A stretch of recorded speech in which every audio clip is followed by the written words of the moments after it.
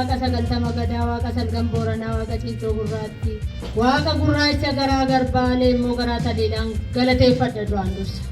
Har'ayyuu immoo nan kadhadha, maalan kadhadha, afaan qawwee du'a namaa dhaga'uu hin barbaadu. Imimmaan koo waaqayyotti facaase har'ayyuu nan bo'a. Inni sunis yoo du'e nan bo'a. Inni kunis yoo du'e nan bo'a. Ani kan inni hirmii baafadhuufuu hin qabu. Hundi keenya hirmii nyaanna, dhiiga dhugna, bishaan nuti dhugnu dhiigatti dhangala'a. Dhiiga ijoollee keenyaa deebinee dhugna. Yaa jarana lolaan hin lola'a. Bokkaan bonaan roobee nama cinku, bokkaan bonaan roobee nu cinke. Bokkaan bonaan roobee nu cinke, mimmaan keenya, dhiiga keenya, lafti keenya boba'ee, namni keenya boba'ee.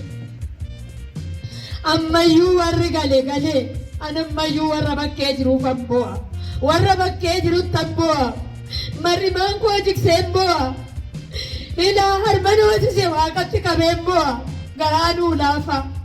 Maaloo garaa nuu laafa. Maaloo garaa nuu laafa. Maaloo kamuftuun du'in.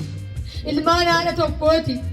Inni abaaboo keessa jirus Oromoodhuma. Inni waraana sagana keessa jirus Oromoodhuma. Oromoota Oromoo nyaate.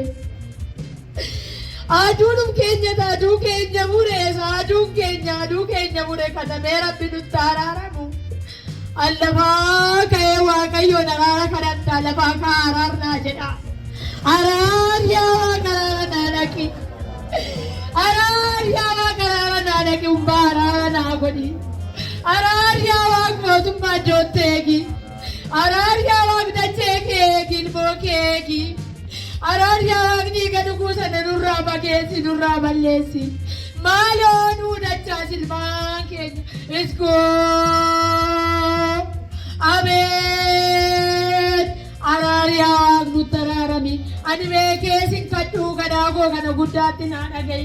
Jedheensi kadhadha. Yaa waaqa naa dhaga'i. Isa bakkee jiru hundumaa naa laalchi, isa alaas, isa manaas, har'aa qabii lapheessaa naa cabsii garaa naa laaffisi jedheen kadhadha. Of kalaa.